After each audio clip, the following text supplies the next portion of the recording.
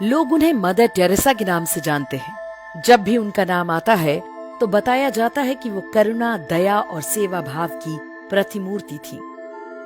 उन्हें शांति का नोबेल पुरस्कार मिला और कांग्रेस सरकार ने उन्हें भारत रत्न का सम्मान दिया। लेकिन क्या आप जानते हैं कि जिस महिला को मदर यानी माँ बताकर हजारों वर्ष पुरानी भारतीय सभ्यता पर थोपा गया, उसका असली चेहरा क्या था? आगे जो बातें हम आपको बताने जा रहे हैं उन्हें हमने मदर टेरेसा के साथ काम कर चुके डॉक्टर अरूप चैटर्जी के हवाले से लिया है। अरूप चैटर्जी ने कलकत्ता और देश के अलग अलग इलाकों में मदर टेरेसा और उनके मिशनरीज ऑफ चैरिटी के काम को बहुत निकटता से देखा था और जो कुछ उन्होंने देखा उसके बाद उनका मोह भंग हो गया। उन्होंने अपने अनुभवों पर 2 पुस्तकें लिखी जिनके नाम है Mother Teresa the untold story और Mother Teresa the final verdict. इन पुस्तकों में उन्होंने टेरेसा की काली दुनिया के बारे में ढेरों अकाट्य तथ्य रखे हैं। भारत में आए दिन आप गरीबों के इलाज के नाम पर अंधविश्वास और धर्मांतरण का जो खेल देखते हैं, उसकी शुरुआत टेरेसा ने ही की थी। वे गरीबों का इलाज जादू टोने से करती थी। लोगों को बताया जाता था कि उनकी बीमारियों का कारण हिंदू देवी देवता हैं। टेरेसा दुनिया भर से गरीबों के नाम पर फंड लाती थी, लेकिन कलकत्ता में उन्होंने एक भी ढंग का अस्पताल नहीं बनवाया।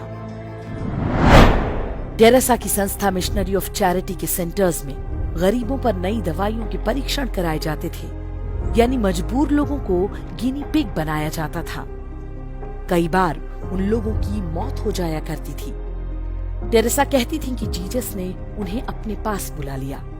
लेकिन वर्ष 1991 में मदर टेरेसा खुद बीमार हुई तो अमेरिका के कैलिफोर्निया के अस्पताल में जाकर इलाज करवाया। टेरेसा के सेंटर जीवन से अधिक मृत्यु की जगह बन गए थे। वहां लाए जाने वालों को मरने के लिए छोड़ दिया जाता था। वर्ष 1992 में मेडिकल जर्नल लैंसेट के संपादक रॉबिन फॉक्स ने लिखा कि मिशनरी ऑफ चैरिटी के सेंटर्स में साधारण पेन किलर दवाएं तक नहीं होती। मामूली मरीजों को भी एहसास दिलाया जाता था कि वो बस कुछ दिन के मेहमान हैं और उनके कष्टों का कारण उनका पिछला धर्म यानी हिंदू होना है।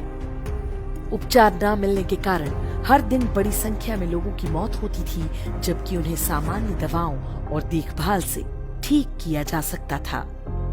मिशनरी ऑफ चैरिटी के सेंटर्स में उन्हीं गरीबों को खाना दिया जाता था जो ईसाई बनना स्वीकार करते थे। डॉक्टर अरूप चैटर्जी ने बताया कि कोलकाता सेंटर में मात्र 300 लोगों के लिए खाना बनता था, लेकिन टेरेसा प्रचार करती थी कि वे हर दिन हजारों लोगों का पेट भर रही हैं। टेरेसा जिन गरीबों के बच्चों को अपने सेंटर्स में लेती थी, उनके माँ बाप से एक फॉर्म भरवाया जाता था कि अब उनका अपने बच्चे पर कोई दावा नहीं होगा। कुछ को यूरोप भेज दिया जाता था, जिनका बाद में कोई रिकॉर्ड नहीं मिला। आज भी टेरेसा के सेंटर्स पे बच्चे चोरी करने और उन्हें अवैध तरीके से बेचने के आरोप लगते रहते हैं। आरोप है कि बच्चे बेचना टेरेसा की कमाई का एक बड़ा माध्यम हुआ करता था। वर्ष 1992 में टेरेसा ने खुद दावा किया कि मैंने अब तक 29,000 हिंदुओं को ईसाई बनाया है। ये सारा काम मानवता और सहायता की आड़ में किया गया। उस दौर में देश में कांग्रेस और वामपंथी दलों की सरकारें हुआ करती थीं, जो टेरेसा के मिशनरी नेटवर्क को भरपूर सहायता दिया करती थीं। उनके अवैध कामों पर कभी कोई रोक टोक नहीं की गई। पादरी डोनाल्ड मगवायर मदर टेरेसा का आध्यात्मिक सलाहकार हुआ करता था। उस पर 11 साल के एक लड़के की यौन शोषण का आरोप लगा, लेकिन टेरेसा के समर्थन से वो छूट गया। टेरेसा एकमात्र ऐसी भारत रत्न है जिन्होंने देश को तोड़ने का षड्यंत्र भी रचा था। पूर्वोत्तर के राज्यों में अलगाववाद का बीज टेरेसा नाम की इस कथित संत ने ही बोया था। वे नॉर्थ ईस्ट को अलग ईसाई देश बनाना चाहती थी। उनका मानना था कि यीशु के निकट आने के कारण भारत सरकार वहां के लोगों की दुश्मन बन गई है। इंदिरा गांधी ने टेरेसा की गतिविधियों को सबसे अधिक बढ़ावा दिया। परिणाम ये हुआ कि जब इंदिरा गांधी ने देश में आपातकाल लगाया तो उनके समर्थन में सबसे पहले टेरेसा का बयान आया। दुनिया के सबसे भ्रष्ट तानाशाह टेरेसा की मिशनरी ऑफ चैरिटी को सबसे ज्यादा फंड दिया करते थे। हथियार कंपनियां और ड्रग्स तस्कर भी टेरेसा को खूब चंदा देते थे। इनका बड़ा हिस्सा भारत में लोगों को लालच देकर ईसाई बनाने के लिए इस्तेमाल हुआ।